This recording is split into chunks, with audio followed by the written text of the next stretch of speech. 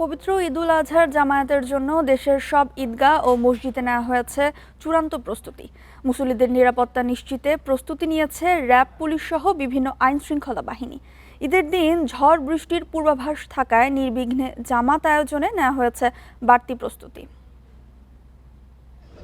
চট্টগ্রামে ঈদের প্রধান জামাত হবে জমিয়াতুল ফালাহ জাতীয় মসজিদে সকাল 7টায়। বৃষ্টির শঙ্কা থাকায় পুরো ঈদগাহ ঢেকে দেওয়া হয়েছে ত্রিপল দিয়ে। মুসল্লিদের জন্য রাখা হয়েছে ফ্যান ও পর্যাপ্ত পানির ব্যবস্থা।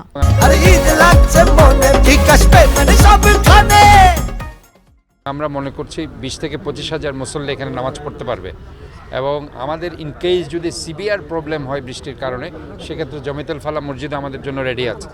রাজশাহীর হজরত শাহ মখদুম রহমতুল্লাহি আলাইহি কেন্দ্রীয় ঈদগাহে প্রধান জামাত হবে সকাল 7:30টায়। তবে বৃষ্টি হলে সকাল 8টায় ঈদের প্রধান জামাত হবে হজরত শাহ মখদুম দরগা জামে মসজিদে। আবহাওয়া যদি এবার অনুকূলে থাকে, ভালো যদি থাকে, ইনশাল্লাহ এই ঈদগাহতে হাজার হাজার মানুষের সমাগম ঘটবে এবং একসাথে ঈদুল আজহার নামাজ আমরা আদায় করতে পারব।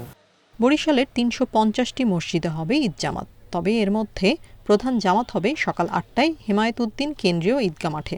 সিলেটের প্রধান ঈদ জামাত হবে শাহী ঈদগাহ ময়দানে। জামাতের নিরাপত্তা নিশ্চিতে প্রস্তুত আইন শৃঙ্খলা বাহিনী। 3টি প্রবেশদ্বার রয়েছে, সেই প্রবেশদ্বারগুলিতে স্ক্রিনিং করার জন্য আপনার গেট থাকবে। এছাড়াও ভেতরে মেডিকেলের জন্য সুচিকিৎসার ব্যবস্থা করা হয়েছে। এছাড়াও কন্ট্রোল রুম থাকছে।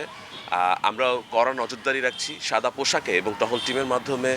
খুলনায় সকাল 7টায় অনুষ্ঠিত হবে ঈদের প্রধান জামাত সার্কিট হাউস ময়দানে। তবে বৃষ্টির বাধা এলে টাউন জামে মসজিদে হবে ঈদের প্রধান জামাত। ময়মনসিংহের আঞ্জুমান ঈদগাহ মাঠে সকাল 7:30টায় হবে প্রধান জামাত। রংপুরের 80টি ঈদগাহে সকাল 7:30টা থেকে 10:30টা পর্যন্ত ঈদের নামাজ আদায় করতে পারবেন মুসল্লিরা। Tania Nasrin, independent news.